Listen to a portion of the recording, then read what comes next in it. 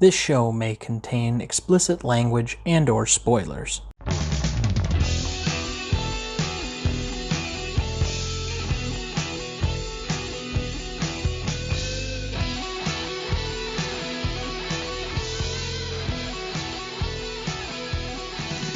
Welcome to the Greatest Movie of All Time podcast. I'm Tom Duncan. And I'm Dana Duncan. Tonight we apply our patent-pending Stanley rubric to Aliens, currently streaming on HBO Max, including the extended edition, which I did not watch. But before we launch into this week's movie, next week we will be covering the John Wayne classic, The Quiet Man, directed by John Ford for St. Patrick's Day, currently available on Prime Video. You won't want to miss that one, so catch it on Prime Video before next week's show. Also, you can still sign up for our weekly newsletter either by the website in the show notes. You can subscribe at the bottom of every page. A shout out to Jen Mallory, who did that a few weeks back. You can also email us at greatestaltimemoviepodcast@gmail.com to subscribe, comment, or ask a question about the show. Finally, as Dad mentioned in a recent episode, we are going to be doing Comedy Month coming up here in April. Our first one is going to be Idiocracy, that will be available for April Fool's Day.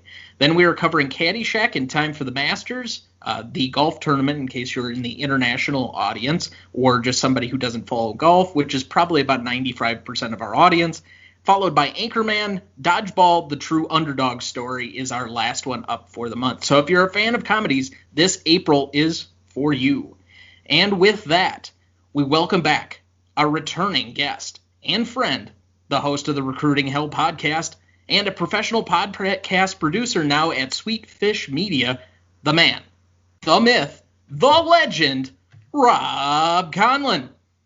Hey, Tom and Dana, it is fantastic to be here. Thank you guys for having me back, and I cannot wait for this conversation we're going to have tonight. I've been looking forward to this since last week. I'm like, oh my gosh, I have an episode to record with the Duncans. This is happening again. This is great. I'm just thrilled to be here, guys. It's great. Thank you again. And how have you been since we were our last had you on? It's been a bit of a wild spring, or end of winter into spring. As you said in your little intro for me, I am now actually a professional podcast producer. I do that, and it makes a living for me, which is awesome. I work for a company that's out of Orlando, Florida. I work remote, and all I do all day is produce other people's podcasts in the business-to-business realm. It's a ton of fun. I've learned a ton. I've been able to teach my clients a ton, and it's just such a great fit. And now, taking my hobby of running my own show about job hunting and actually turning it into a job, what a dream. And then also guesting and being a part of shows like this, I'm thrilled. As we're recording this, I'm on literally my fifth hour of podcasting today. It's awesome. Way to get that podcast rain, as our mutual friend would say. Yes, the mayor. Yes, a quick shout out to Podcast Town and the community over there, which we're both founding members of.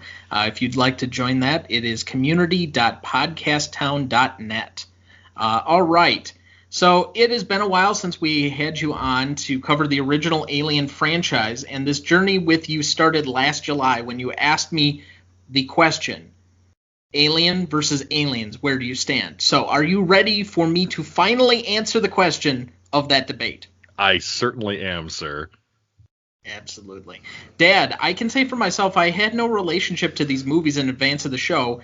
If the audience wants to refresh their memories on Robb's growing up with this franchise, I will refer you back to episode 38, Alien. But did you have any relationship to this movie in particular before this week? No, not really. I think I had seen bits and pieces of it. As I've commented to various people, about 1984 to 1989, I have this gap in my life. It was called the last 2 years of college and 3 years of law school. And that's I just lived in a library and never did anything except drink to relax. And that's it. And so movies and doing that would things age were not poorly in our classicness category, by the way. Yeah. No, so I did not. I like I said, I think I'd seen bits and pieces of this, was familiar with it, but no, never had any other real relationship with the movie. And Robb, I know this is one of your all-time favorites, the one that you kind of go back to, but give a refresher for the audience why this has such a personal stake for you. Sure. It's actually a funny thing because it stems directly from my folks. And when I was a teenager, I just want to do the quick recap. You want to hear the full story, episode 38, like you said. But basically, my folks told me that this was a really scary movie when I saw it at Disney's Hollywood Studios, which at the time was called MGM Studios. And this big black creature's popping out of the thing. I'm like, what's this movie about? Well, they saw it in 1979. My mom thought it was hilarious because of a certain scene. My dad thought it was pretty terrifying. And so I wanted to see this movie that they both talked about, that the creature had popped out at me at Disney World at, and it had such a great impact because when I discovered this movie, it was so thematic and it had a universe built around it because I discovered this movie probably, let's see, this is in 86, I believe. I was maybe 13, 14, 15 years old, somewhere in that, around the year 2000 mark. And all of this other stuff, this lore had been built up around the Aliens universe. There's comic books, there's the Colonial technical manuals that go into the ships and things like that. And I saw this, and of course you're a teenage guy, this is so cool. It's aliens in space, and the Marines are there and everything like that. I loved this movie. This was so formative for me because it was also on cable TV all the time. The two of the three of them, Aliens and Alien 3, always on the Sci-Fi Channel. And unfortunately for your listeners are going to hear this again from episode 38, but I saw them in out of order. Alien 3 first, then Alien, and then Aliens. And Alien 3 is kind of awful. Even David Fincher would apologize for that. I know. And it's it has so many bits of greatness, but it's not stitched together right, if you will. And this is the last one. Aliens is the last one I saw of the original 3 trilogy. And when I saw it for the first time, it was so different from the really, really good original, but it's so amazing in its own way. And that it has set itself off from its much more suspense-driven cousin or brother, if you will, I should say. So that's my relationship with the movie. All right, to take you behind the scenes then, Dad, do you have a plot summary ready for us? Or maybe it's better to call it a premise for you. All right. A 1986 science fiction action horror film directed by James Cameron. Lieutenant Ellen Ripley, played by Sigourney Weaver, reprises her role from Alien and is found 57 years later floating in space. After going through a review, she is approached about going back to the location of her encounter with the aliens, with a group of Marines to investigate the lost contact with a colony. The Marines, upon their arrival, soon realize they're outmatched. They find a young girl who has survived the traumatic experience by the colonists. The Marines and Ripley do their best to survive, but must fight off multiple aliens and the company man, Burke, played by Paul Reiser. Recognition for this movie: nominated for Best Actress for Sigourney Weaver, Art Director, Editing, Sound, and Original Score. It won for Best Visual Effects and Sound Effects Editing at the Oscars. The claim has been made that Aliens belongs among the greatest films, and it is one of the best science fiction, action, and sequel films. In 2008, Empire ranked it 30th on the magazine's 500 Greatest Movies of All Time list. Ellen Ripley has been recognized. The American Film Institute ranked her the 8th most heroic character on its 2003 100 Years, 100 Heroes and Villains list, and she was 9th on Empire's 2006 100 Greatest Movie Characters list. Aliens is considered one of the best sequels of all time, equal to or better than Alien. According to Slant Magazine, it exceeded Alien in every way. Den of Geek called it the best blockbuster sequel ever made, and remarkable even as a standalone film. In 2017, the website ranked it the second best film in the series, behind Alien. In 2011, Empire called it the greatest movie sequel ever. All right, did you know, like most films, the movie wasn't shot in sequence, but for added realism, James Cameron filmed the scene where we first meet the Colonial Marines, one of the earliest scenes, last. This was so that the camaraderie of the Marines was realistic because the actors had spent months filming together. According to Bill Paxton, he improvised many of his lines, including, "Game over, man, game over." His famous line, "We're on an express elevator to hell, going down," was probably improvised as well, as it doesn't appear in the shooting script. Al Matthews, who plays a Marine sergeant in the film, was in real life the first black Marine to be promoted to the rank of sergeant in the field during service in Vietnam. Bill Paxton continuously apologized to Carrie Henn throughout filming every time Hudson had to swear in front of her. Carrie later admitted that she didn't mind, mainly because she didn't really know what any of the words meant. One of the alien eggs used in the film is now exhibited in the Smithsonian Institute in Washington, D.C. All right. So we've kind of adapted this category since you were last on, Rob. But what is this movie about / the elevator pitch?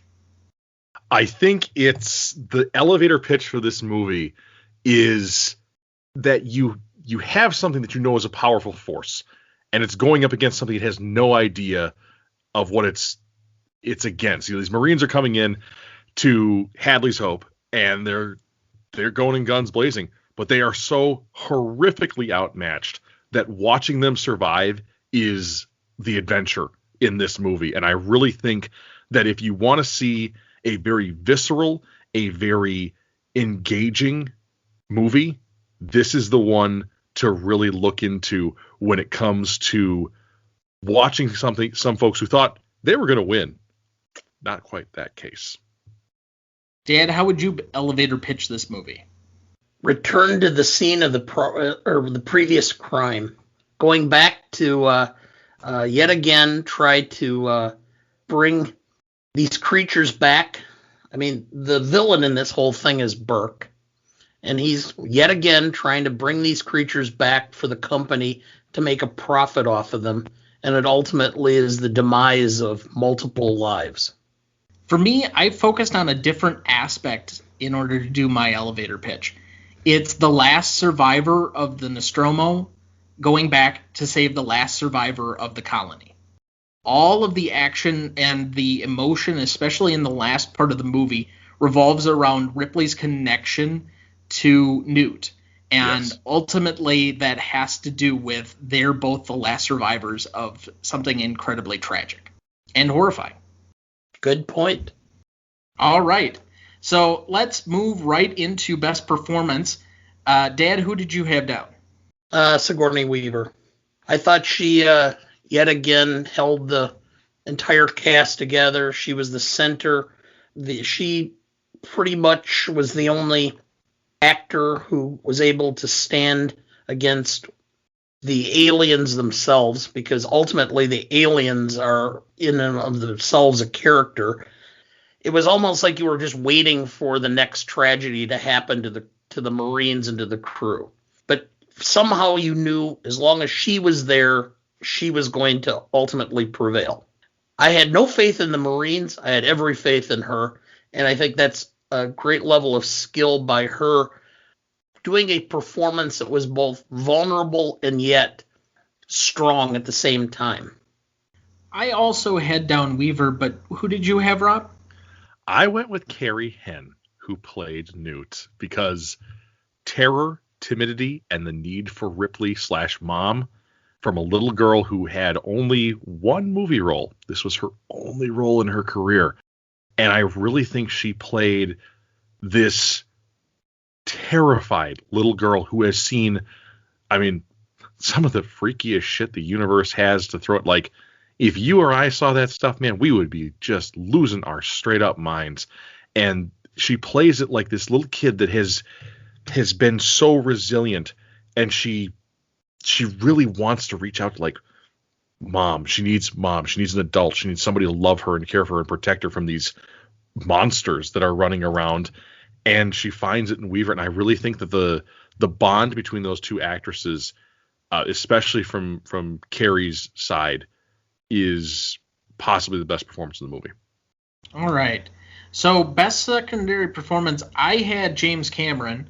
I do think that this put him on another level. If you read a lot of the background notes, he had probably one of the most difficult shoots he's ever been a part of.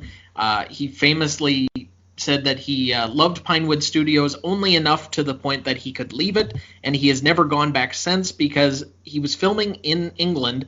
None of them seemed to have watched the Terminator movie and thus didn't respect him as a critical director for a franchise movie. And because of all the problems that he had surrounding it. But then you take on this. I don't think we give enough credit, especially because we're so sequel overloaded in a current sense. Everything is a sequel or a franchise or something else right now.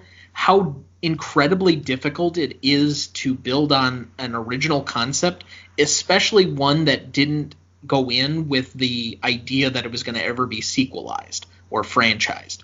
And not only to take this, I think there's a simple brilliance in the naming of the movie. I always thought it was weird that you had alien and aliens, but you think about it. What's the natural conclusion of expanding the universe? You go from one alien in a enclosed setting to open world, more aliens, to the point where we get the biggest, baddest alien at the end that they have to kill or destroy in order to survive. You're basically taking the Fast and Furious formula of one-upping yourself from the previous movie, but this did it 30 years before that, and before it was cliche or cool. And right. So I think he gets so much credit, at least from me, because this was not the James Cameron that had done Avatar or Titanic, where we'd give him more leeway. This is the guy making himself into what he eventually would become with T2 and Titanic and Avatar, etc. The atmosphere and everything like that, I really do think you have a great point with there, Tom, about how James Cameron, though he's not necessarily a character, gave a great performance as well. I said Ripley and Sigourney Weaver for this category. Again, she's very much so in the top there, but I think James Cameron is a very astute nomination, sir.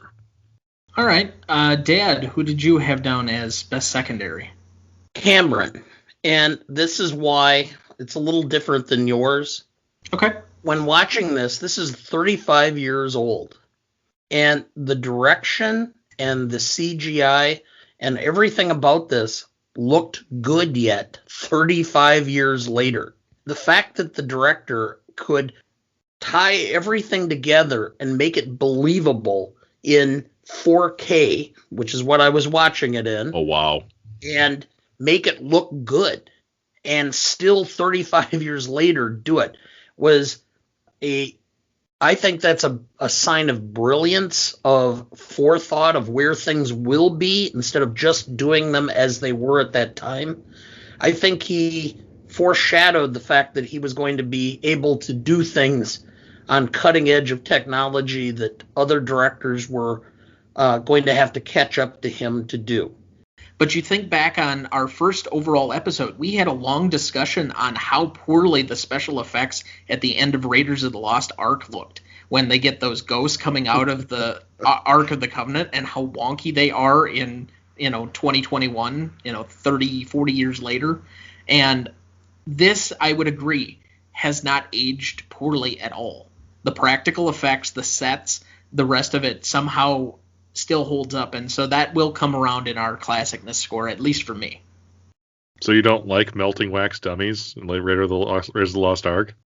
I was more concerned with the ghosts that looked like they were really terrible drawings, like the phantoms or whatever was coming out of it. It just looks so hokey.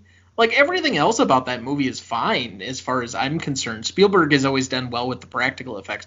Like, I think Jaws, for the most part, holds up as far as the classicness on the effects. Jaws and the rest. Is scary.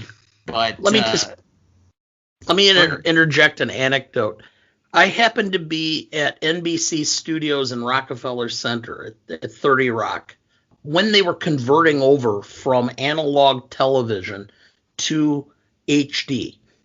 And so I got to go in and see Dateline, the studio, as part of the tour. And the set for Dateline in analog, we did better sets in high school theater. It was plywood spray painted with flat black with fluorescent bulbs drilled into them. It was atrocious. And then they took us into the new studio that was being built because they said, we didn't need to worry about it. Analog never picked up anything. HD picks up everything. And so everything had to be perfect. And so that's ultimately where we're seeing problems with some of this. If you, as a director or as a cinematographer, are thinking things through, what's going to happen in the future, Are you going to be happy with, a black piece of plywood, or are you going to be trying to build a set that looks real so that it transitions into higher def film and broadcasting? It's a good open-ended question. All right, most charismatic. This is where I went Carrie Henn. I think she has a innocence or goodness that you already mentioned, Rob, and a certain level of spunk to her that kind of drives a lot of what Ripley's actions become, especially in the second half of the movie. And the most important part about it is if we didn't come to love her, you would not have the same emotional resonance there. And I think you kind of got to this point a minute ago, but that would make the last act so meaningful. So I give her the most charismatic. But what did you have down, Rob? Everybody's favorite drill sergeant, Al Matthews. Every formation a parade, every meal a banquet. I love the Corps. Which, it's funny because he is actually the inspiration for the Halo series, Sergeant Avery Johnson as well. So that is something that's, still very resonant in pop culture. But I thought Al Matthews killed that role as just a hard ass, like, here we are. You guys better listen to me. You're a bunch of tough people, but I am tougher than all of you. I will break all of you. And actually, I read from one of the trivia things from, I think, IMDb that he had actually got a little bit of training from R. Lee Ermey in order to make his drill sergeantness a little bit more authentic. And of course, the man had served in Vietnam and things like that. So I'm sure he was already excellent, but maybe peppering a little bit of that Ermey extra flavor in there, And Full Metal Jacket style. It's funny that you mentioned that. They were filming at the exact same time at the exact same location, so they actually shared, like, I guess, behind the scenes areas and would actually mix as a cast to share, meals or whatever else was going on. So it would make sense that he would have talked to Ermey and gotten some tips while that filming was going on. All right, before we get to Dad's most charismatic, I'm going to nominate a new category only for this episode, the least charismatic person or character award, and I'm going to give that to Bill Paxton. Words cannot express how annoyed I was with his character and his dude bro attitude that just, I know everybody loves him. I know this is a controversial opinion, but I could not stand Bill Paxton's character. A hot take, bro. I know, especially because I actually like Bill Paxton. May he rest in peace. Oh. Yeah. Yeah, he's dead, too. Well, if you're going to go that route, I give it to Paul Reiser. I would put him on my list of most likely to be punched in the face. Thank you, Dana. Preach. The whole movie, I kept watching Paul Reiser and going, I'm mad about you. That's great. You wrote that joke down, didn't you? You wanted to make sure that you had that one in there. I didn't write it down, but I had a mental note. So who was your most charismatic then, Dad? The aliens. Ooh. Like I said, the aliens themselves were just, they took over every scene they were in. I mean, they were terrifying. They even in death, the fact that they're dying, they're spewing acid all over everybody. I mean, it's just every scene you're waiting for them to pop out of a wall or a floor or a ceiling, and they had a life onto their own. To me, that says charisma. We had this debate a few weeks ago about what is charisma at Robin. Tom didn't think that you could have negative charisma, and I pointed out Hitler. That's fair. That's totally fair. I don't think it's the prime example of what you're going for, but I do understand what you mean. It is, and we've kind of expanded the character as a result of that, or not the character, but the category of dominating a scene or what the eye is drawn to. I think that defines charisma, and that can even be done in a negative way. So I acquiesce a bit to the argument. Let's jump to best scene then. Rob, do you want to go first? This is your movie. Absolutely, because I get to pick the best one. I get to pick this the second you see Queenie. She is horrifying and wild and vile and disgusting and just tremendously repulsive. Everything from the ovipositor to her face is just terrifying. And, the crown and everything like that, that she is the queen, and, the aliens have these tubular heads, but she has this magnificent, almost like, it's not quite like a rack of antlers, but her head is so much more grandiose than the aliens. And she's just this giant bundle of awe and horror and just awfulness. And I really think she steals the show pretty much. So in the first movie that we talked about, so again, episode 38, we talked a lot about suspense and kind of comparing it to Hitchcock.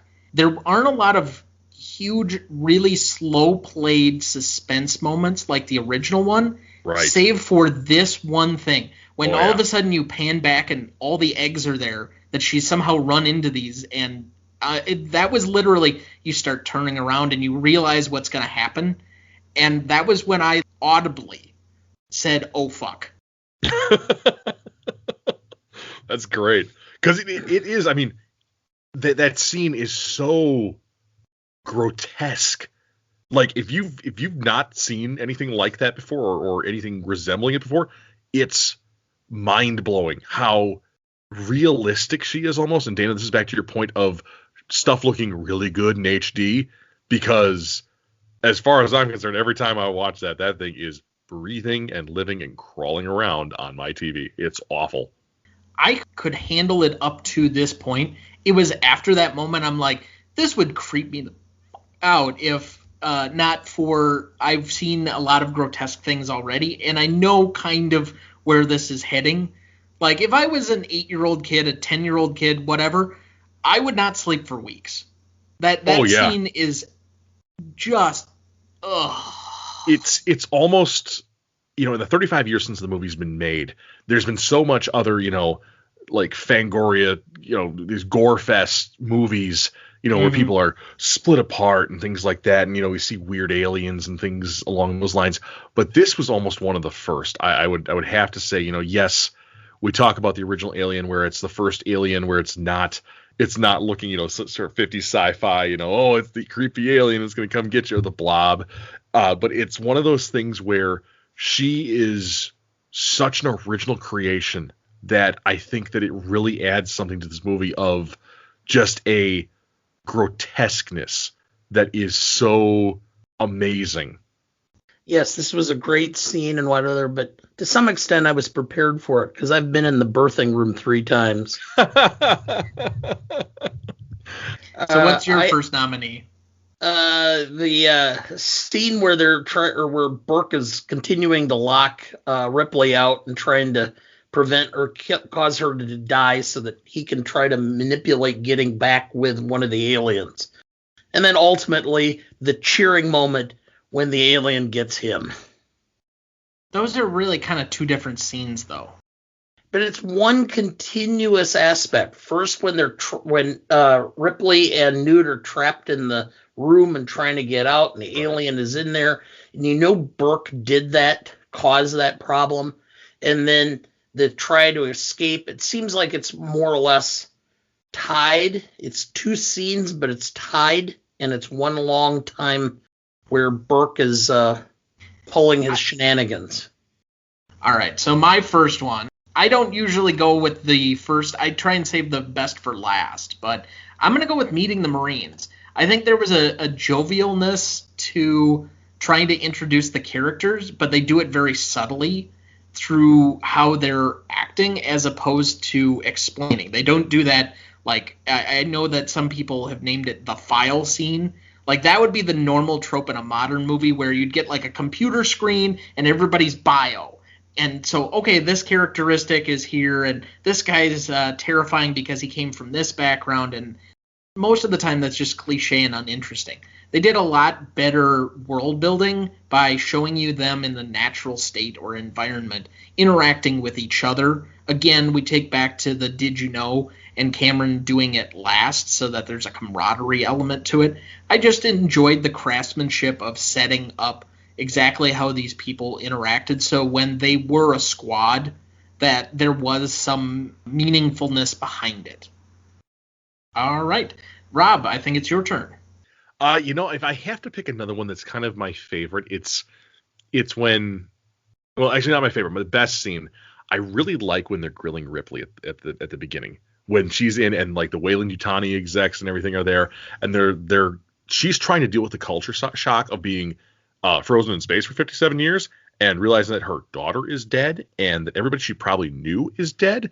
And I really think that there's this almost delightfully awful dichotomy of she's here and they're debriefing her and they don't care. Like, this woman is going through so much grief and agony, and like, yeah, your daughter's dead. She died like 10 years ago. And the Weyland-Yutani guys just don't give a shit. It's like, and tell us more about these weapon creatures, please. And you go get some for us, right? It's such a gross mismatch of empathy and emotional intelligence and things like it's if it wasn't so awful, it'd be kind of funny. But I really think it's a great scene because it plays on Sigourney Weaver's ability to draw on that vulnerable side of the character of Ripley and say, but also the strength side of it. And, she's going through all of this stuff up here in her mind, but she's still telling these guys to go, walk off a bridge because she's not going to go find those xenomorphs. Oddly enough, for this being the pro-America Reagan beat our chests era, there are a lot of anti-capitalist movies, and I think that's a moment where you could say this is an anti-capitalist movie. Potentially, yes. I think so. It's kind of funny. I never thought of it that way. All right. Dan, I think you're up next. The scene finding Newt. That's the point of the movie where you're thinking, all right, this child was able to survive. Somehow there's hope for them getting out of this. Because if she can survive, they'll figure out a way to survive. And so to me, that was All right, I'm going to go with the med lab. You've kind of alluded to it already, Dad, but I want to go a little bit more in depth on that one in particular. The Newt and Ripley are waking up. They realize that I guess the technical term is face huggers are out of the cage or out of the case and have the ability to basically, as it is implied, well, clearly stated in the movie, impregnate them, but they can't get help, and Burke is trying to purposefully lock them out in the ingenious way at the end that they figure out how to escape or set off an alarm. But I think if you could point to one scene as, I guess, thrilling or suspenseful outside of the hive, that would be kind of it for me, because the other ones are really action-driven. So most of the other sequences have a lot of either shooting or explosions or other things. And yes, that adds to the intensity level, but there's not one that is done subtly without a ton of violence attached to it other than this scene. That you don't always have to make every scene about intense levels of violence or constant action in order to still drive a thrilling movie. And so I like the staggering of the emotional resonance without losing the pacing and the feel of it while still driving the story forward. I just, again, it's kind of a craftsmanship scene as far as I'm concerned. All right, Rob, you have any others? The power loader fight in the docking bay when the Queen has latched on and sort of stowed away and is eventually, kind of planning her revenge on Ripley. And it's sort of this, it's like a Godzilla movie kind of shrunk down, which is kind of cool. But again, the special effects, the creature effects, and snapping jaws right in her face through the guards of the power loader. I also think it was a great scene. It ties back to an earlier one where they ask Sigourney Weaver and as Ripley, do you know how to drive one of those things? And she's like, duh. And it's kind of funny, we talk a lot about, it's just International Women's Day on Monday. And we talk a lot about equality and things like that sometimes when it comes to making sure that a lot of professions and things like that are multi are for both sides of the coin there.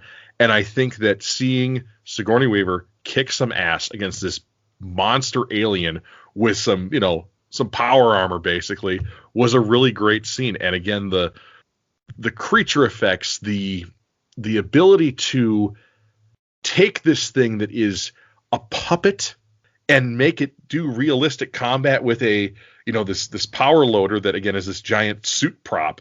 I really think it was something that was not only just a great scene, and again one of probably my favorite scene of the entire thing, next to seeing Queenie for the first time, but I think it really gets you that kind of like yeah kind of thing at the end of the movie where it's like, you know what, girls rule. Everything from the surprise when they get off of the drop ship, you see the acid burn on the deck and all. Then that just absolutely surprise where you had the chest burster in the first one. This one you have the tail go right through Bishop and just absolutely rip him apart. Bisect and you him, just don't see it coming if you've never seen it before. That was my experience this morning.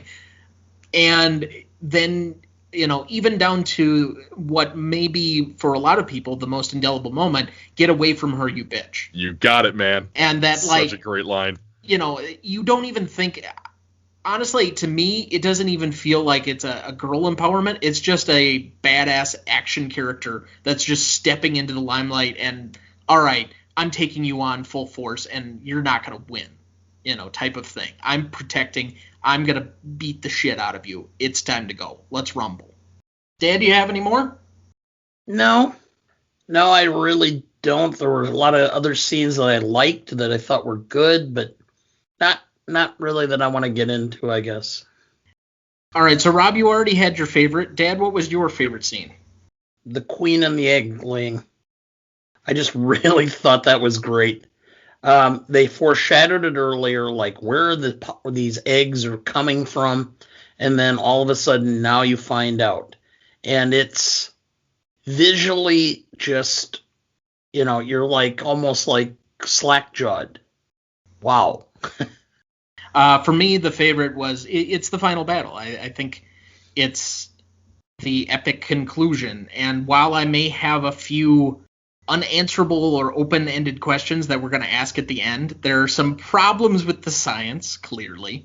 But ultimately, I think it is a thrilling conclusion to the movie, even if it has some minor flaws. And I still think that is exactly where the movie wanted to end. I love movies that start well and end well.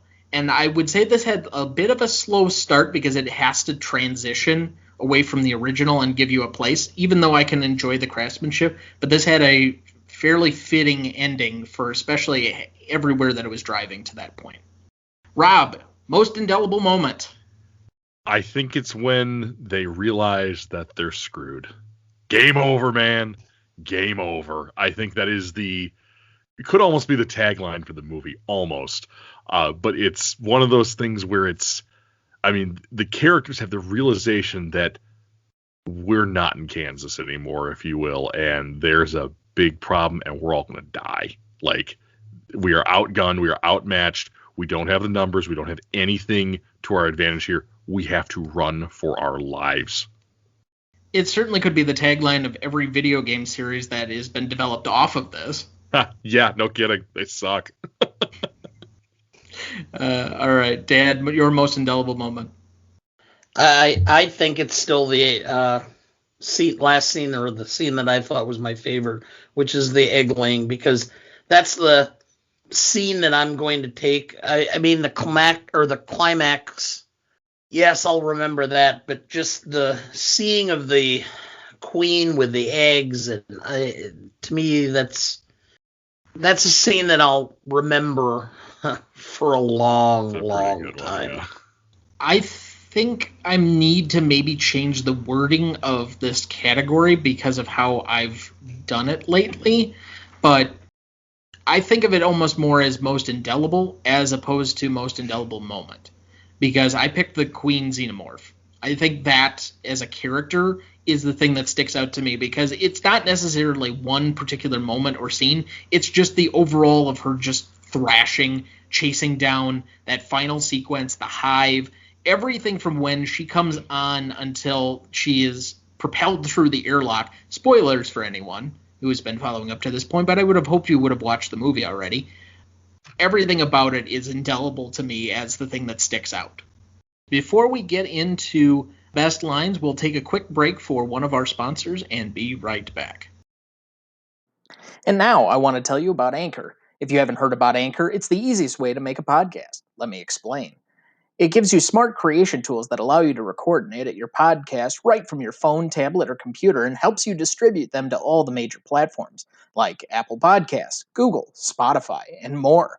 Plus, they help to hook you up with sponsorships like this one, no matter the listener size, which will help you fund your podcast. And best yet, it's free to use. Look, if you've ever had an itch to talk and express yourself about a topic you like, there is no better time than 2020 to do so. I've started 2 podcasts this year alone, including this one, and we use Anchor for each and every episode. So what do you have to lose? Download the free Anchor app or go to anchor.fm to get started making your own podcast today. All right, we are back. But before we get to best lines, Dad, did we have any in memoriams this week? We did not. I checked and really didn't find anything of any significance, which is a good thing.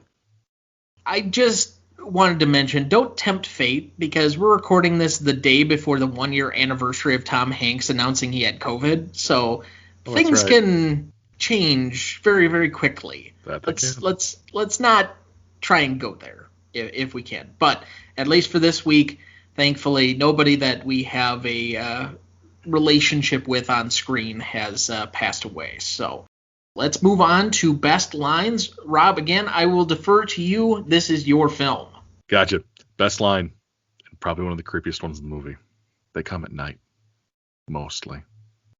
Like, Newt has seen some shit, man. Like, poor little girl. They come at night, mostly. Which means these things are creeping around all the freaking time. And this poor little girl is running for her life, and just, like, I can't imagine. I mean, she's what, 8, 9, somewhere in there. Like, I have a young niece. She's turning 5, and she's a great kid. Love that kid.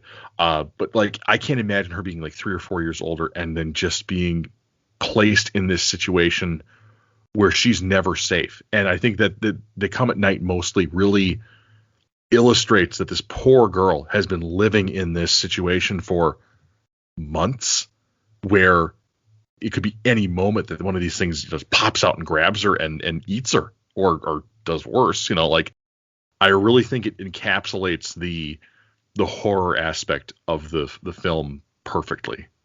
And they leave it on such a hanging note with the way they cut the scene, so that you get the outside view and the moon overhead and all of that, and so it adds to the level of, I guess, ambiance of that line just hanging out there. Great delivery. Yep. Dan, by a 9-year-old. By a 9-year-old.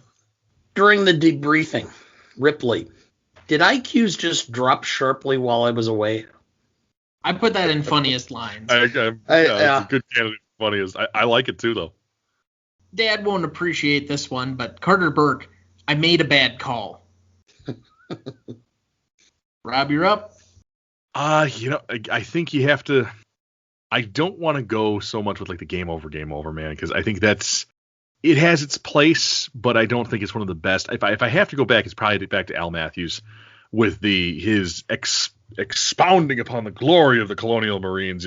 Every formation of parade, every banquet, or every meal of banquets. I love the Corps. That whole just energy behind it, I really think is just outstanding, and it's fun. It almost gets you into this movie is not what I would call like a fun romp, but at the same time, like some action movies, they're kind of like a little bit of a ride and stuff like that. And this adds kind of something to that, but there's also so many factors that sort of temper that into something that is much more than just this nonstop stuff as much action into the movie as we can and choke people on action, on bullets and explosions, Absolutely. Dad, you're up. Ripley, I say we take off and nuke the entire site from orbit. That's the only way to be sure. That was one of my next ones up too. Good deal. Mine too. Yeah, absolutely. Rob, I'm surprised I got to this one before you. God damn it, that's not all, because if one of those things gets down here, then that will be all. Then all this bullshit that you think is so important, you can just kiss all that goodbye. That's a good one. It is a very good one. It actually did not make my list, though, I'll tell you that. Interesting. Yeah. So what else made your list? Dad, did you have any others? Get away from her, you bitch. Yeah, Which has that been was I my should have last put one. that one in there. That was I totally missed that because we were talking about it earlier. That's the full actualized hero line. Yeah, because I had it Yes. written in my notes here for the Power Loader fight, and I didn't say it, and then you said it, Tom, and it's like, oh yeah. It's her version of Hasta la Vista. Yeah, totally. All right, so funniest line, I had game over, man, game over, because, yeah, okay. We got through that one. We all experienced it. Let's move on. All right, Rob, what did you have for funniest line? You ever been mistaken for a man, Vasquez? No, have you? I think that one's just great because it just shows that almost sibling bond that these fighters have with each other.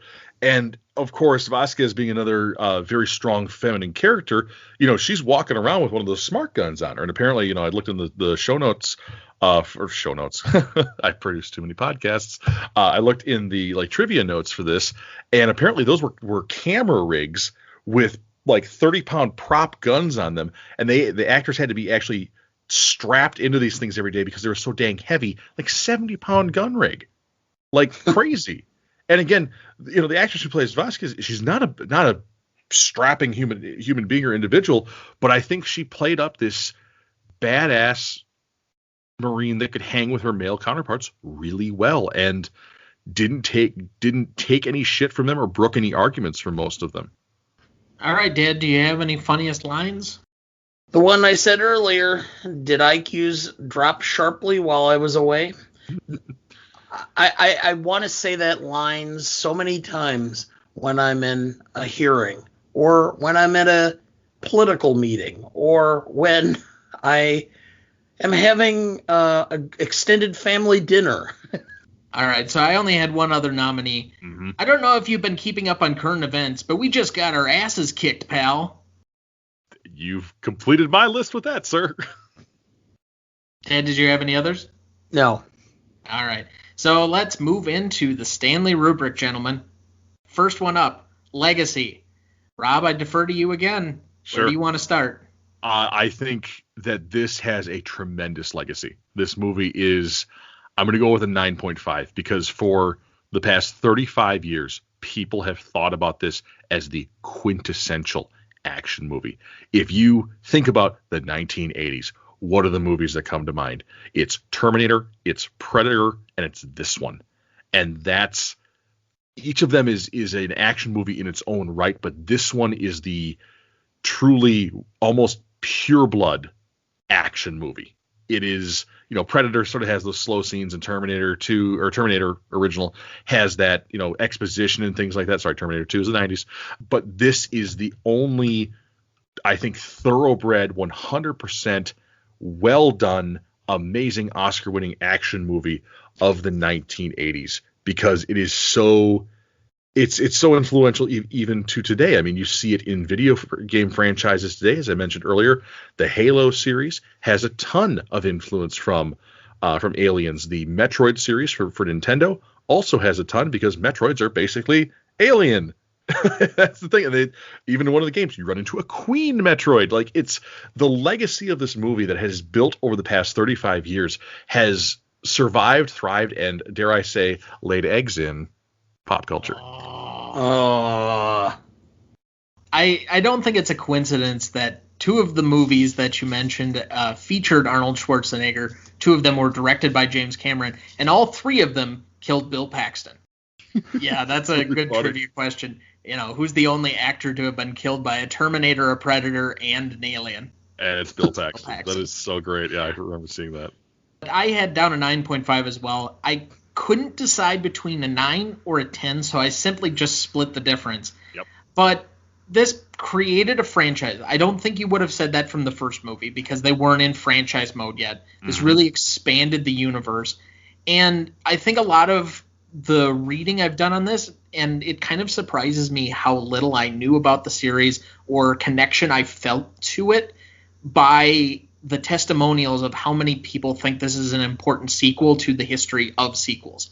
Now, I wouldn't put it necessarily – I personally think the most important sequel in the history of cinema is Empire Strikes Back. Thank you. But that's not a hot take. That's a fairly common opinion. Oh, but this is coming somewhat off of the heels of that. And this is really before we got to the sequelized nature of things. Terminator 2 wouldn't happen for another 6 years. And some of the other big sequels that were coming, even like a Ghostbusters 2 didn't come out until like the early to mid 90s, if I remember right. Not that it was any good, but still, like some of the best movies were never made to be sequelized like they are now. So I think in a way this has an effect on teaching Hollywood the property of sequelized film franchises and kind of the modern impact on that. But you then look at the toys, the further movies, the video games, and the fact that, and you and I have talked about this offline, Rob, since we did the first podcast, but now there is going to be an FX series coming from Ridley Scott and Noah Hawley, who did the Fargo series for FX. And I'm very curious to see what they're going to do with that because, again, now that FX is owned by Disney, they're trying to turn their IP into something that's really going to drive further content. Disney does it in other means where they don't always put the Disney brand on everything, but they are very much about sequels, franchises, and driving IP in the current environment, and nobody really competes with them. So I think this is going to be an interesting series, and I'm really curious to see where they go with it, especially bringing back the original architect, Ridley Scott. But you also have to put that one of the premier modern filmmakers, at least franchise filmmakers, put his name together because of this movie. James Cameron is not James Cameron if he doesn't make this movie. Yes, Terminator was big, but he probably doesn't get Judgment Day and then subsequently Titanic or Avatar and get the leeway of that had this not been a bigger movie. So I think that put him on the map as well. And for that reason, I give it a 9.5. Dad, what did you have down? For many of the same reasons you did, I gave it a 9. And the only reason I marked it down a little bit is because it was one of multiple films that came out in the 80s that all kind of did it. But it still had a significant impact on James Cameron's career, on the fact that sci-fi could be both horror and action. Yeah. It wasn't just HAL 6 or... It's the HAL 9000 from 2001 A Space Odyssey. So to that extent, yes. I marked it down just a bit because of the sheer number that came out during that time frame of a similar mindset or similar ilk. That's fair. I can't give you too much crap for that. And that's kind of where I built out on impact significance. So I gave that an 8.5. And I was really trying to pick this apart a bit because this is a little bit more complicated. It was the 7th biggest movie of that year, but it was outdone by some other big, let's say, box office blockbuster movies. Top Gun was above that.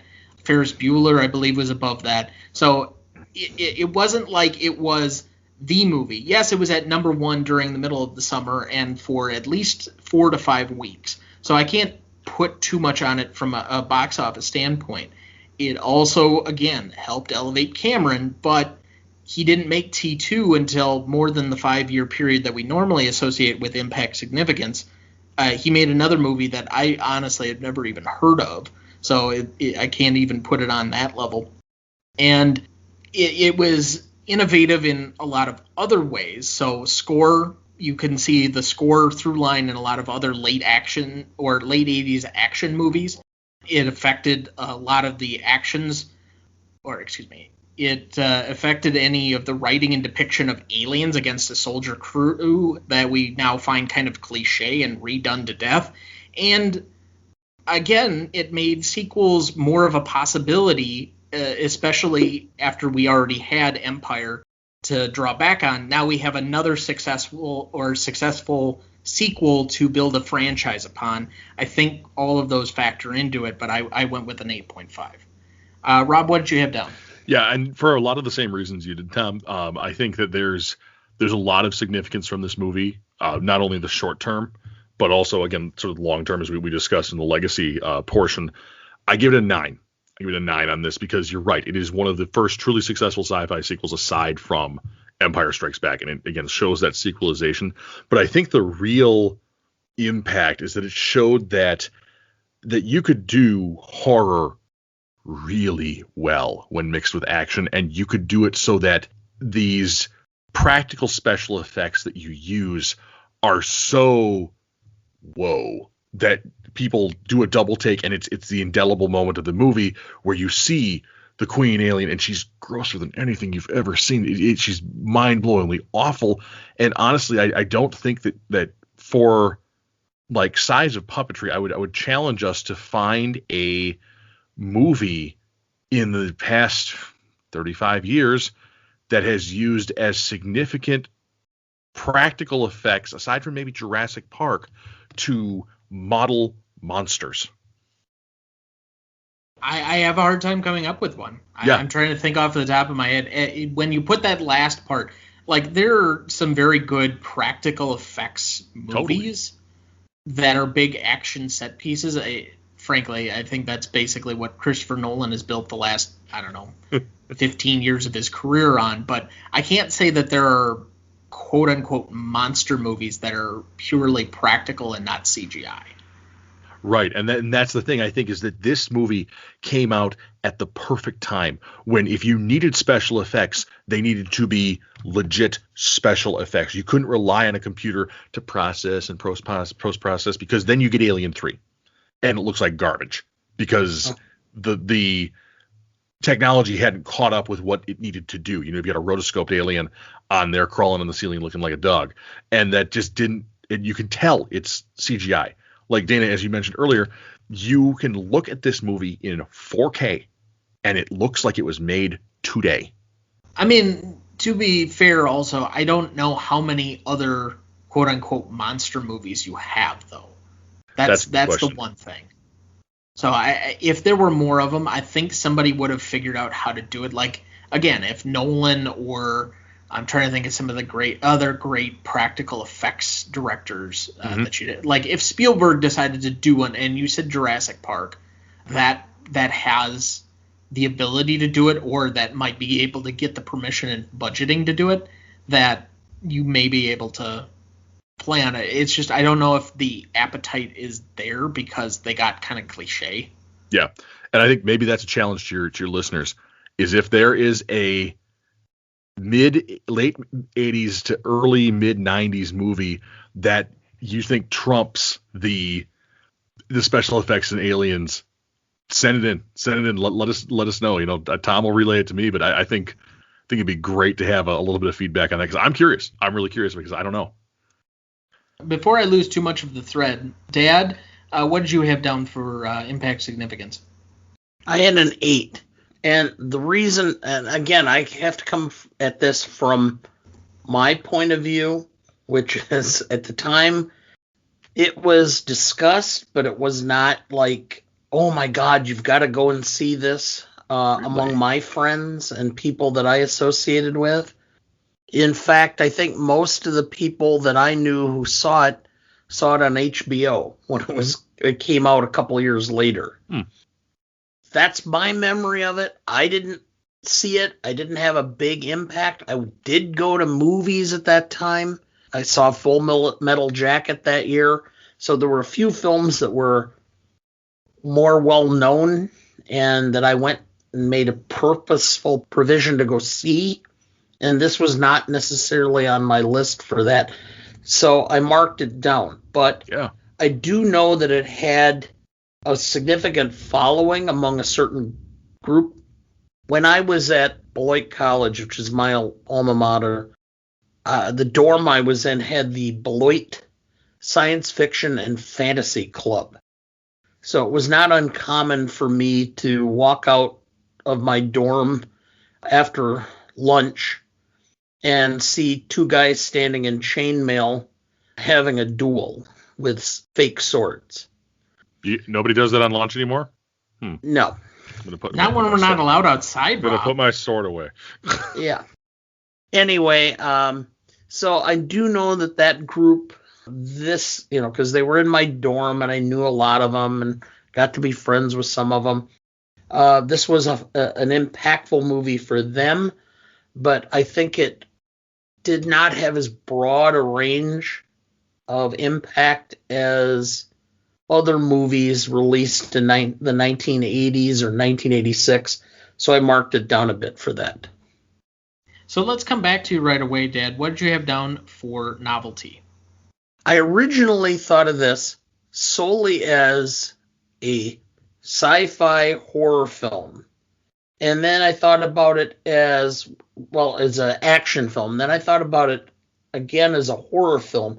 Then I thought about it again as it's a female lead in a action film, which really didn't happen that much, other than Alien with, again, Sigourney Weaver. Same person.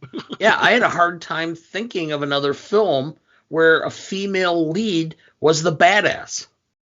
The only time I could think of females being, in these situations was Lindsay Wagner as the Bionic Woman and Linda Carter as Wonder Woman on television.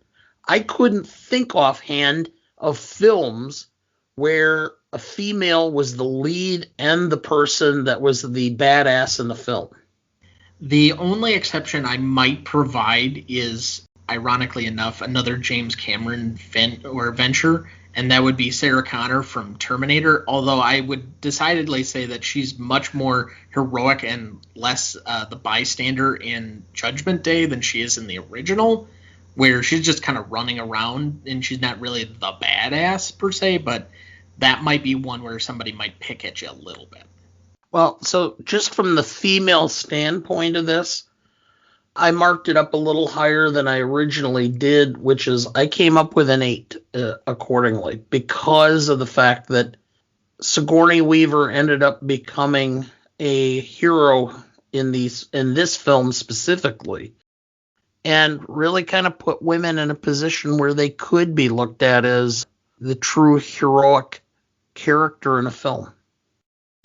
I did read a lot of contemporaneous accounts that kind of depicted her as an action hero that doesn't lose her femininity. And that's a really hard line to be able to straddle and somehow do it successfully. And I think that ended up with her getting the Best Actress nomination for that year, particularly for an action film, let alone a science fiction action film. And Rob, what did you have down for novelty? I think that Dana hits on the primary point there with the acceptance and the okayness of the world thinking like, man, female action hero, like that's cool, like that flies. And I think that that's a really great legacy of this movie, but also something of a novelty because it was not common at the time. The other thing that I think that really pushed the boundaries of this movie is the special effects. I mean, again, we were talking about this in the last category, but I mean, you just have to think it's a quantum leap in puppetry and models for both of these films. And it's also, where things that looked like full size were not. They were models and things like that. And I really think it's very much in the same boat as the original Star Wars was with, it's with the early stuff that like ILM did and things along those lines to create perspective and speed and distance and putting, starships in there. I really think that there was definitely the aspect of that with like the Sulaco, which is the Marines, carrier ship and things like that, which hilariously looks like a giant gun, which is just, I think it's freaking hilarious. But the other side of that is, there's the technological side, but there's also the biological side to it. And I really think that this movie pushed it's not quite body horror because it's not human. It sort of is because there's that human element involved in the alien reproductive cycle, but there's that creature body horror with the queen and with a lot of the alien life cycle as well. So I really think that there's a lot of novelty to that still, even though its predecessor, the original Alien, tapped on that heavily early. I think this takes it to another level, especially with Queenie. Did I miss your score, Rob? On this, yes, I believe I was going to render a 9.5 for this, because I really think that the feminist perspective on it is ultra important to our modern cinema environment, but also, again, the special effects contributions down the road. I mean, is it possible that Jurassic Park might look different because of the stuff that was, the monster work that was done in Aliens? I think it might have. I definitely know that you can't get the look and feel of Judgment Day had this not existed. But absolutely. I don't think there's two bigger gaps in special and visual effects than between Terminator 1 and 2 and Alien versus Aliens. I think the way each of them looks, like if going back to our episode 38 and now thinking about them to really compare them, this feels like a modern space horror movie that I've seen other people try and recreate but never quite do successfully. And so this feels much more modern, whereas the original Alien, while it did have some good practical effects, still felt in the way it looks that it had a 2001 Space Odyssey aesthetic. Like there are certain things or how it feels, looks, and acts that it's still basing it off of an older archetype that was not necessarily new or novel. I think I know, yeah. Sorry, I didn't mean to interrupt you, but I just had this brilliant thing here. It's the same thing that 28 Days Later did for zombie movies. Zombie movies were slow, methodical. Alien, slow, methodical, a suspenseful thing. Mm-hmm. 28 Days Later gives you running zombies, and now the world is different. I think that it's that gear shift of this thing is hunting us, but it's doing so slowly and methodically, whereas with Aliens, you've stirred the hornet's nest and they're pissed. Yeah, and I could definitely agree with that analogy. The one thing, and this is where I'm going to differ from both of you and where I ended up at a 7.5, ultimately, is that I don't focus on any of the things that make it novel that you guys did, because I'm going to have to pick on it for being the sequel. Every point that you guys made, other than maybe the visual effects, which I give it credit for, and all of the small pieces, like doing the alien voice as a baboon shriek in post, is absolute genius. But I have to knock it down, I feel, because yes, it's world building, but you're world building off of somebody else's design and previous creation, and therefore the novelty is not quite there. I'm creating almost a sequel rule in this, because I know we're going to be covering other sequels as we go along. We're going to eventually get to Star Wars and Lord of the Rings and some of that, where the look and feel is not as novel from the first movie to the second movie because you're in the world. And I don't think that's necessarily a knock against the movie so much, but it does create a points reduction as far as in my mind, because it's not the same. You're not coming up with a completely original idea on its own. Then in that case, can a sequel be a 10 out of 10 novelty?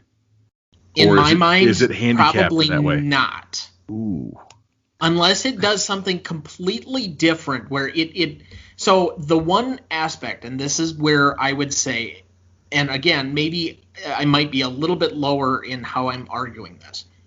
When a franchise film from the first movie to the second movie changes genre, so the way that, and again, I hate to take this back, but to Christopher Nolan, but he is my favorite, and I've watched a lot of things by him. The way he describes the original Batman Begins film versus The Dark Knight. The first one is an origin film, and he treats it very much as an origin film. The second one is supposed to be a crime thriller, and then The Dark Knight Rises is a disaster film. And he literally has put those categories on all of them, and then you realize, oh yeah, okay, I see how those fit in. The Dark Knight is supposed to be his version of Batman doing Heat, Michael Mann's movie from the mid-90s. Yeah. So if you were to change, since this is the question, where the genre is completely different, like you went from the pure suspense thriller to being something completely else. So maybe another modern example would be, since I'm assuming you've at least seen the Marvel movies, the way that the first two Thor movies are completely and vastly different in tone, take, writing, exercise from Thor Ragnarok. Like, that one has a lot of built-in humor. It doesn't take itself too seriously. It's kind of poking fun at itself, and it seems refreshing. That I would give more points, but even then, I don't know if I could give it a full 10 on the novelty scale. It would take a lot to redo that, and I just don't know if I could do it. Again, you try and take these on a case-by-case basis, and so I don't want to completely pigeonhole it, but right now as it sits, I felt I had to take a couple of points off for that. Maybe I'm wrong. Let's just address this point. And I can't remember where I heard or saw this. I want to say it was Walter Isaacson in one of his books, may have been Einstein, his biography of Einstein. But he commented about the fact that there are no original ideas. Every idea is built off of another idea. The number of times in human history where there is an original idea can be counted basically on your hands and toes. And from that aspect, you can't, just because it's a sequel, say that it lacks novelty because it builds off something else. Everything builds off something else. If it's building on it just because of the character, I can understand. But if it's a completely different aspect of it, you could watch Aliens without ever watching Alien and enjoy the movie and not have any desire to see Alien, because it's completely different, it's completely separate, and it's completely distinct from the other film for the most part. It only builds upon the characters and the original premise, which for the most part is no different than half of the movies today building on some aspect of a Shakespeare play. What we're doing here, and this is why I slightly changed the "what is this about" to the elevator pitch, because every time a new movie is pitched in Hollywood, it's compared against something else. So while I take your point, I don't agree with it, because there's a difference and a distinction in this case. While the storyline may be borrowed, it's not the same as when everybody compared Avatar to being Dances with Wolves, but with blue people. Like it's Ferngully in space, sir. Oh, fine. I won't even argue the point. But in the original take on this, you're dealing with Ripley as a character. All of her personality has already been built. You're just giving her a slightly new motivation and a thing that's going to drive her. The loss of her daughter and saving these colonists. So it's not that you're building a completely new character. You're not really building anything new with the aliens. You're expanding on their ability to do so. And again, it's where you define something as novel. And to me, that seems novel is kind of more of a completely original, as opposed to something that's borrowed or shared universe. That's the only qualm I'm trying to get with. Not that everything has to be completely fresh or new, because yes, camera techniques are all borrowed off of each other. Then you could say that every movie shot in digital, except the first one that was shot in digital, was a derivative on the cinematography. But that's not how I define that. I mean, that's trying to compare apples and oranges as far as I'm concerned in the logic of it.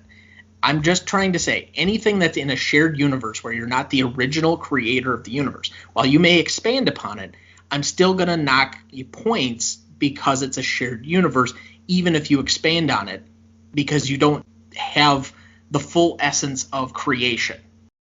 But actually, there is one more point that I think, Tom, you made earlier, is that, when you say that you said, I believe, that when things switch genres, that's somewhat forgivable on your scale, correct? Because if that's the case, then this movie is a prime example of that, of moving from a horror thriller to an action horror movie. Tremendously. Which is why I did point out maybe in making that argument, knocked it too low, and I think people could pick apart that score from me. I'm going to sit it there, and, this might be a candidate again for revisit. I also know we have to do eventually some showdown movies. Alien is currently tied with another movie, so we're going to have to create a separation between the two. So we will be comparing and contrasting two movies against each other at some point here in the near future. But that's fun. There's a few ways of growing out the show that way, and I think by keeping it where it is, it allows people to kind of disagree with me and thus either create more conversation or not. I don't know. Listeners, tell Tom you disagree with him. Write him mail. Write him good mail. Write him good mail. I'm willing to submit that I may be wrong on this one thing. On the rest of it, I'm all right. All right. All right, classicness. This is going to be, and this is usually the most difficult category to do.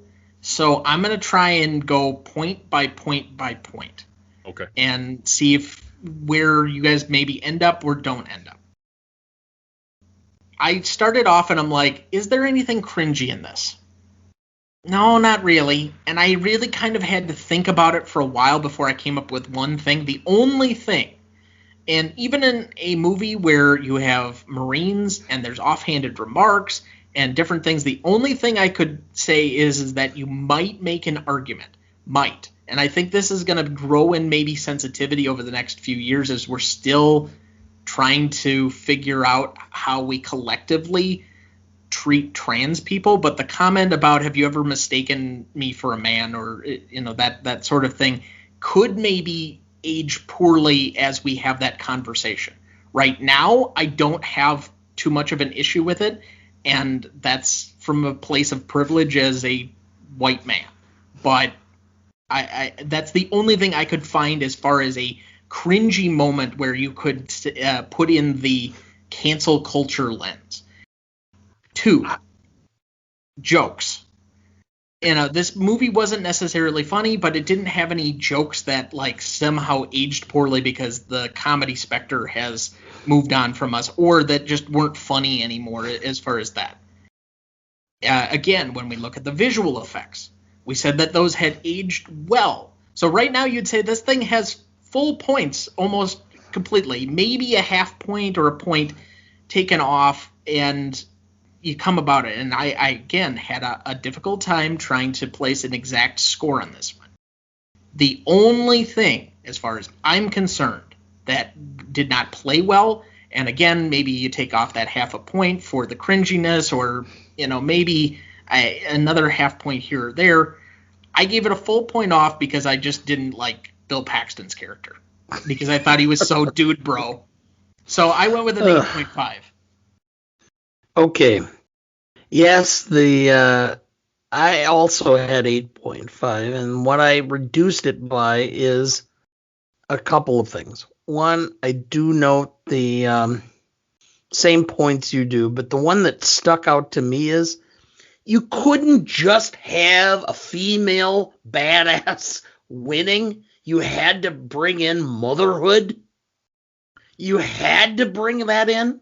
It's like women can't do anything independent and unique and without also being mom.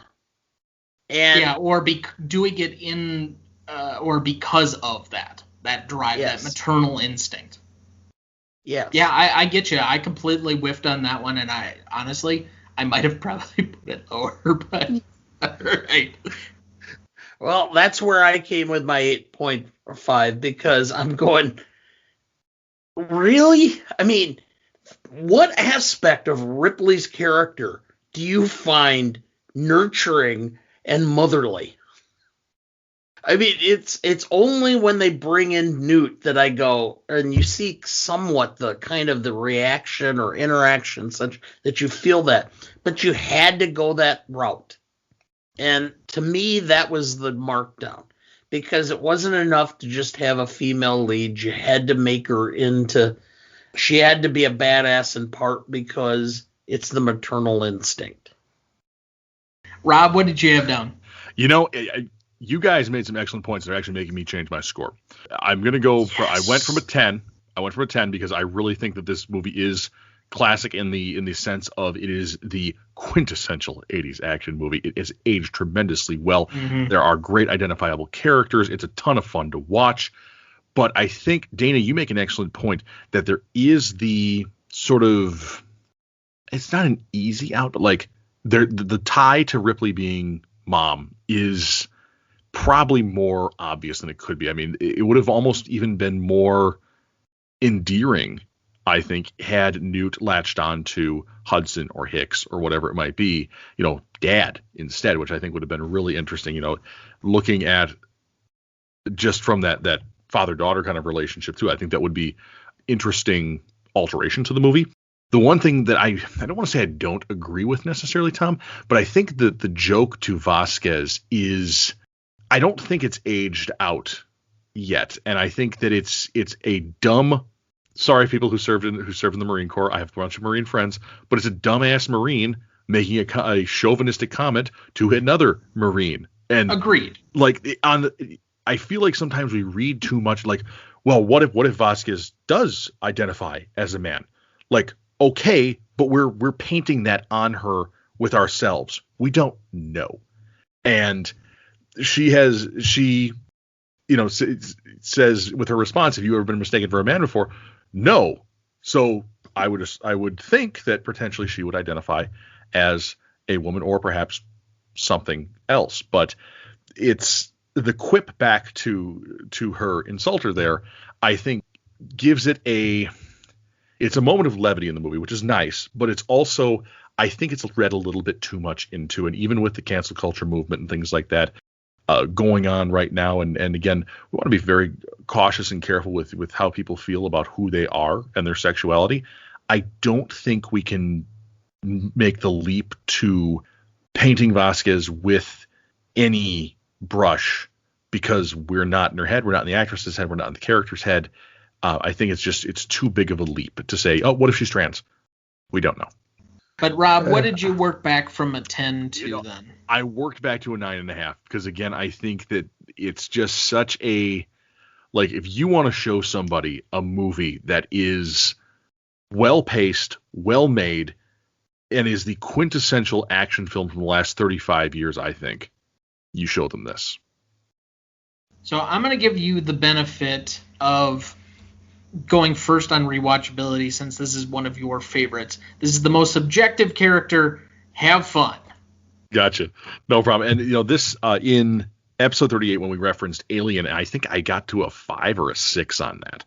This is, I think, very much different than its predecessor because it doesn't burn out the scarometer, if you will. And when you have like Alien being a thriller, once you're scared, once you see the scene once, the novelty's lost. But I think there's this almost trigger happy euphoria, at least for me, when I watch this and I watch, Ripley blowing up eggs and flamethrowering stuff and all sorts of fun things like that just really makes me happy.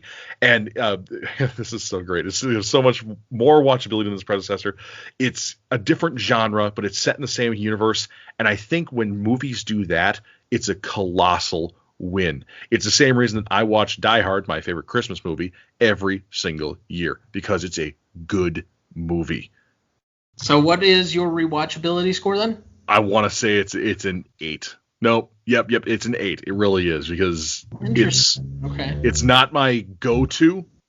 Okay. But it's top 5. It really is. Like if I really wanted to watch that movie, I would. If I really felt like, I need an action movie that's like not John Wick, this is it. All right, Dad. What did you think?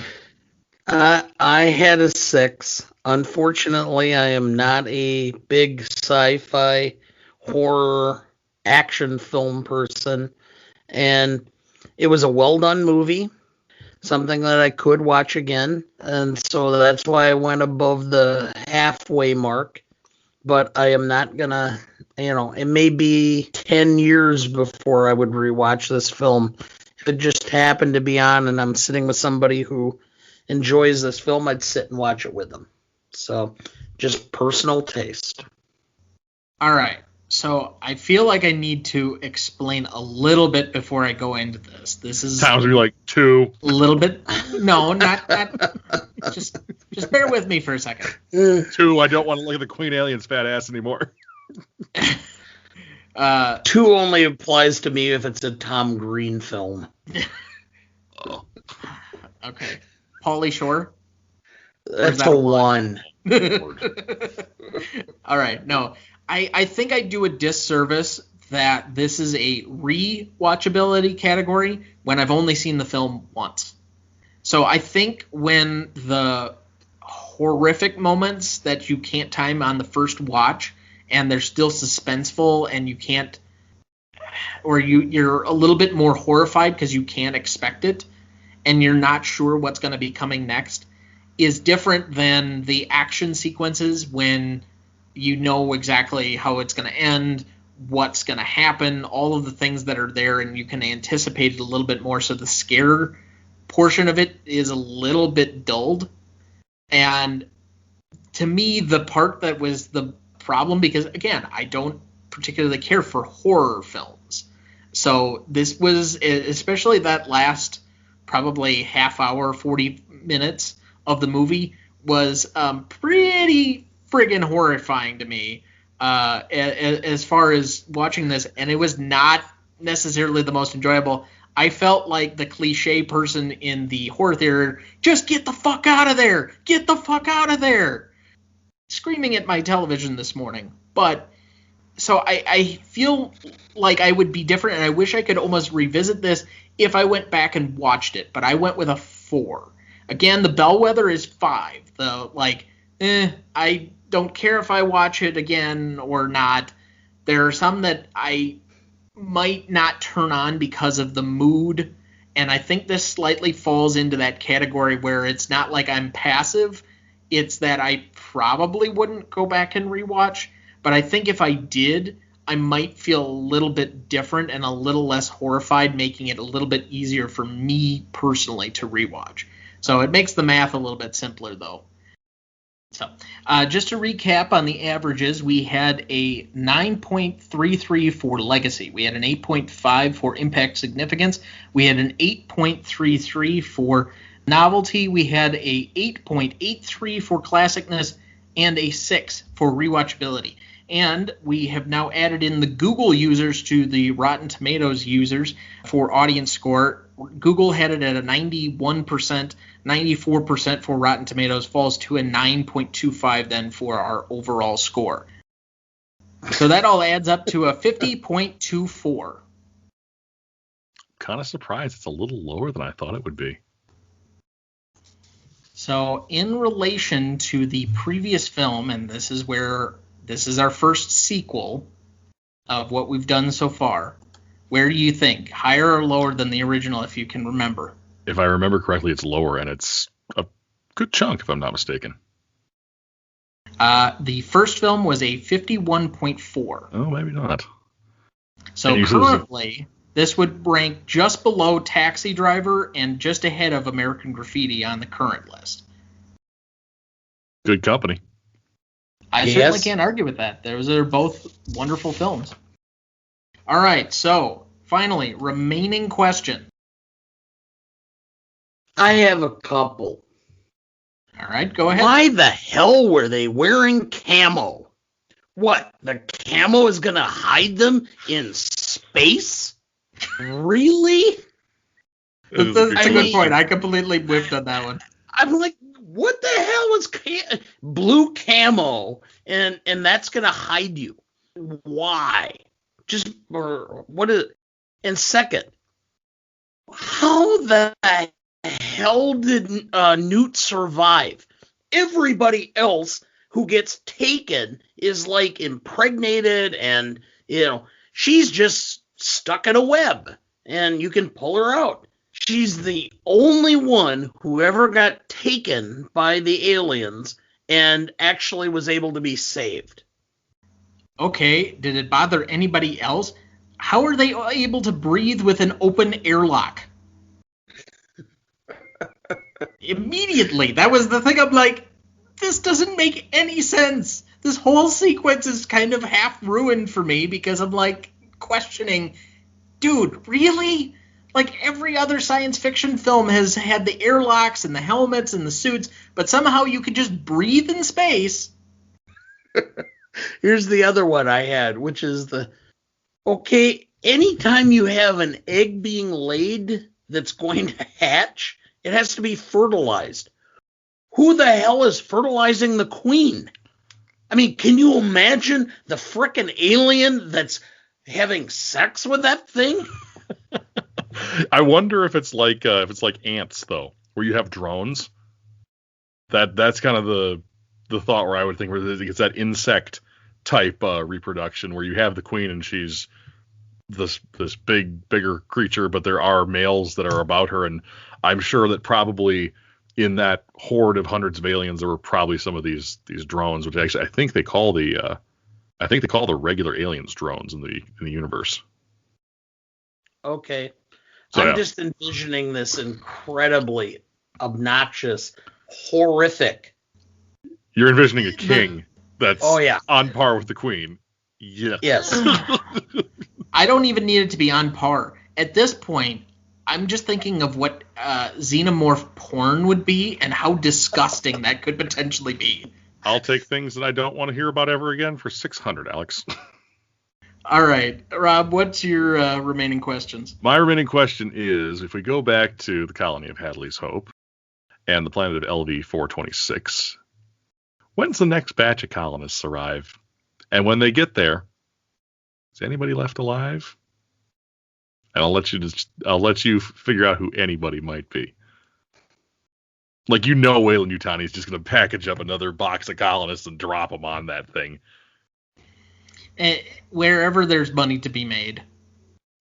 My other one, other than the final one that I'll end with, but it seemed awfully convenient that the face huggers just decided to not attack for 2 minutes while they're pounding on the glass and trying to get the camera's attention.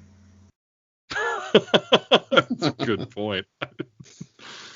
Hey, the union says everybody is allowed a coffee break in the morning and in the afternoon. Yeah, face hugger coffee break. All right, any other remaining questions? That's pretty good for me, man. Dad? No. All right, I will get to the final one. Right. Where do I fall on Alien or Aliens? And I'm going to let us all three individually answer on this one. So I'm going to have the build-up here. Rob, I'm pretty sure I know where you stand, but Aliens is better than Alien on your front? Correct, but if I think I'm talking about, I think Aliens for me is, I find that I'm watching that more, and we'll use that as a better measurement in this case because I love both of the movies, but for very different reasons. Like kids, you love them for separate reasons, but they're both awesome. But for you, man, I really think that you're going to go with the thriller over the run and gun. All right, Dad? Aliens. It's much more entertaining, much more fun, much more suspenseful as far as I'm concerned. Just much more enjoyable and fits within the wheelhouse of what I like. All right. I'm going to give you an answer you may not like. But Aliens is the more enjoyable, more rewatchable, but Alien is the better movie. That's exactly what I thought you were going to say. That you were going to go with the original because it's a better... I think ticks more of your like cultural boxes. I think it's... This is elitist. All right, so maybe this is my differentiation between genres, and I favor one over the other. But I think this one's, when it comes to raw action, there isn't as much of a what do I want to say? It's action movies to me most of the time feel somewhat dumbed down because of the action portion of it. As opposed to, I feel Alien is a little bit more high concept, is developing a little bit larger of a theme as opposed to just a raw action film, which is why Aliens is more rewatchable, more enjoyable potentially. Again, I haven't rewatched it, so I don't know, and maybe we can revisit that one category on a future podcast. But so I think Alien, for what it was trying to tackle and the themes we talked about in episode 38, I think is just a better crafted, more subtle, more suspenseful movie. But Aliens is the easier, more enjoyable because of the action portion of things. Very fair. So, Okay. You now have my official answer that is almost a year in the making. Yes. It's great. I can't think of a better way to finish things off. But, Rob, before we go, where can we find you, your work, and just to keep up to date on all things Robb Conlon? Yeah, no problem. Best places to find me are at my website, recruiting-hell.com, or with my podcast on any podcast platform you could possibly imagine. I mean, we're even on ones in overseas and things like that. But the show is Recruiting Hell, and it's all about job hunting. If you're in the job market, swing on by, learn a thing or two. We're launching season 3 later this spring, and it's been a tremendous journey. I mean, literally, as we're on this recording right now, I have been podcasting for the past almost 6 hours, which is unbelievable. And again, the amount of content that we're going to be putting out for folks who are in their job search, because again, the world is not back to normal, is going to be just stupendous. And I'm looking to really expand that. If you want to connect with me, you can find me on LinkedIn. You can also follow us on Twitter at recruiting hell, recruiting_hell. And of course, Instagram, Recruiting Hell Podcast. Thank you very much, No buddy. problem. And I Thank you, will man. make a personal shout out. I've said it before, but Recruiting Hell Podcast is definitely worth the listen. I say that not only as a listener and subscriber myself, but one of its key constituents for a while last year. Absolutely. And if you haven't heard the season 3 trailer I dropped today, you should. I will be soon. Good deal. Well, this is my life. It always will be. There's nothing else. Just us and the microphones and those wonderful people out there in the dark. All right, Mr. DeMille, I'm ready for my close-up. Next week, we will be doing The Quiet Man, currently streaming on Prime Video, so you won't want to miss that one. Please like, subscribe, review, or whatever on whichever platform you have so that more of you can join in on our fun. You can also email the show at greatestaltimemoviepodcast@gmail.com. Find us on Instagram at GMotePodcast, or find Dana or I on Twitter at TJ3Duncan or at Dana W. Duncan. The Greatest Movie of All Time is a production of Ronnie Duncan Studios. Our show is mixed, edited, and written by Thomas Duncan. Our music is thanks to Purple Planet Music. Our technical provider and distributor is Anchor FM.